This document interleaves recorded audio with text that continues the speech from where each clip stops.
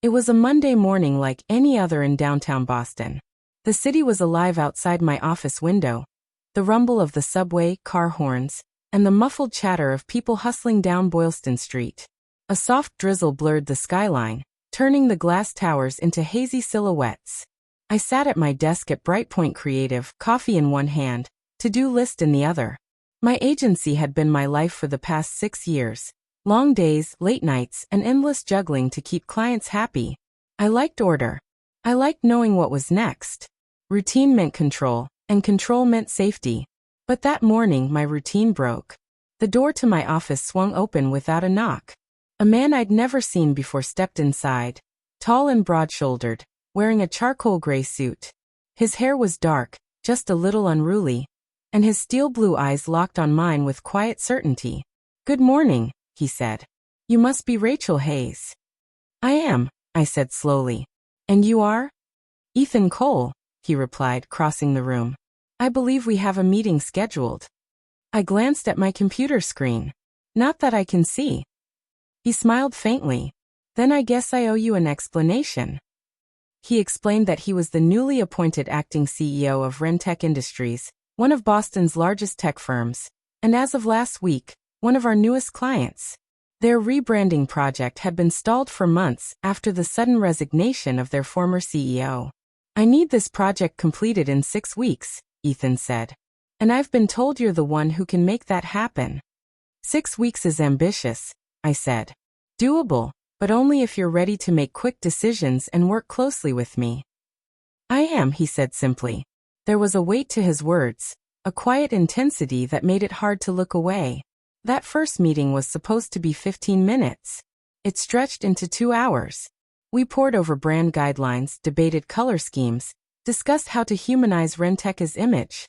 He asked sharp, insightful questions, the kind that told me he wasn't just a figurehead.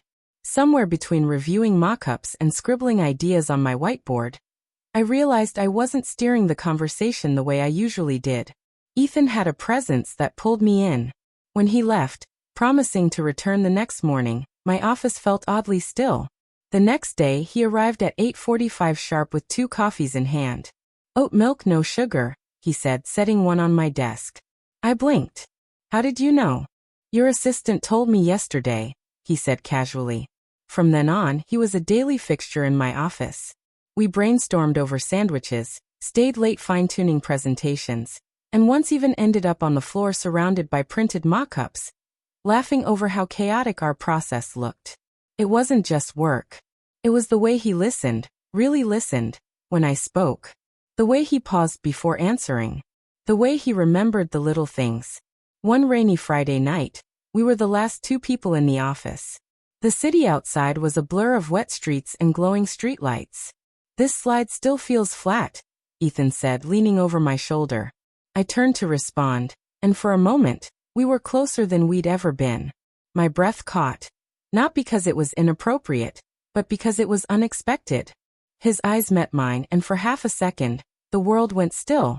"You're good at this," he said quietly. "Not just the work. You see the big picture." I forced a smile. "That's the job." "Maybe," he said. "But not everyone cares enough to do it well." By the time Monday rolled around again, I realized something. Ethan Cole was rearranging the careful order of my life without even trying. And I wasn't sure I wanted him to stop. The weeks that followed blurred into long hours and shared deadlines. Somewhere in the middle of it all, the line between client and something more began to blur too. Then came the problem. One morning, Ethan walked in with a thin folder. His jaw was set. "Rachel, we've got an issue." Inside were screenshots, confidential campaign drafts leaked online. "This could jeopardize the entire launch," he said. "And I think the leak came from inside your team." The accusation stung. "My team would never."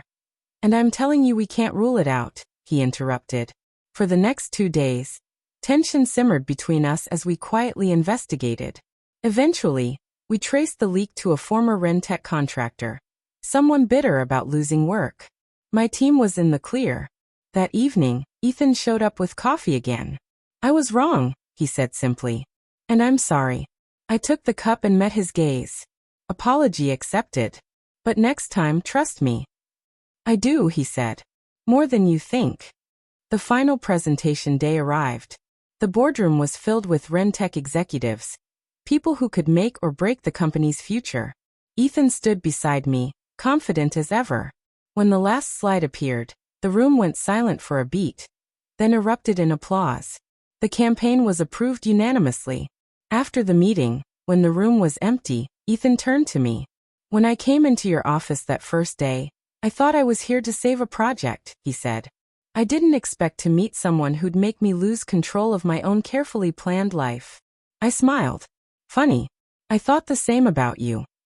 That's the thing about control. You can fight to keep it, build walls to protect it. But sometimes the right person walks in, without knocking, and you realize you don't need it as much as you thought.